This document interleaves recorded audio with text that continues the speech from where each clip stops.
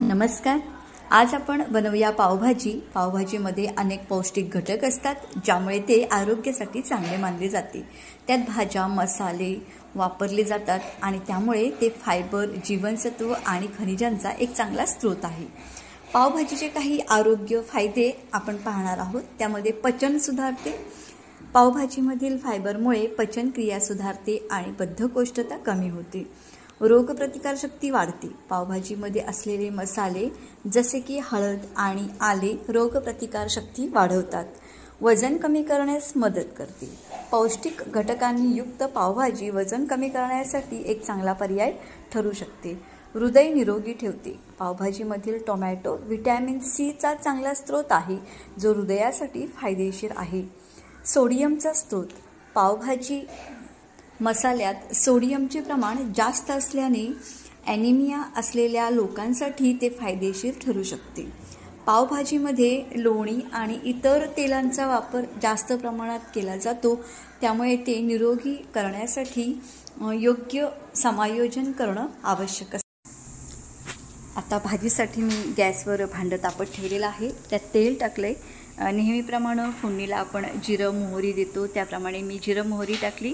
मेथीचे 2-3 दाणे टाकले ज्याने चव भाजीला चांगली येईल.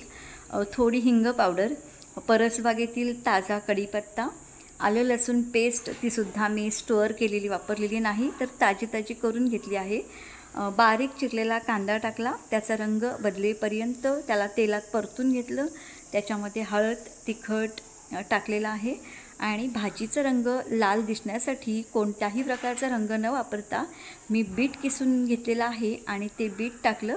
त्यावरती टोमॅटोच्या बारीक केलेल्या फोडी नंतर परतून घेतल्या आणि चांगले परतून झाल्यावर त्यात फ्रोझन म्हणजेच मटार टाकलेले आहेत आणि एव्हरेस्टचा पावभाजी मसाला टाकला. त्यात फ्रोझन शिजण्यासाठी मी जे पाणी वापरलं आहे ते पाणीसुद्धा या भाज्या उकडताना आपण जे टाकलं होतं तेच पाणी वापरलं आहे, कारण ते पाणी वाया घालवून त्यातली सत्व वाया जातील म्हणून तेच पाणी मी या भाजीमध्ये ॲड केलेलं आहे, जेणेकरून पाण्यातून भाज्यांची सत्व वाया जाऊ नयेत म्हणून त्याच पाण्याचा वापर भाजीत केलेला अतिउत्तम होईल. भाज्यांमध्ये उकडलेले बटाटे मिक्सरला न लावता ते सोलून मी स्मॅश करून घेतलेले आहेत आणि ते ॲड केले.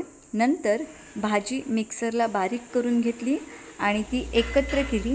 भाजीत चवीप्रमाणे मी रॉक सॉल्टचा वापर केला आहे आणि खूप सारी हिरवी कोथिंबीर चिरून घेतलेली आहे आणि ती नंतर त्याच्यावरती टाकले आणि गॅस बंद केल्यानंतरसुद्धा थोडीफार त्याच्यावरती टाकणार आहे.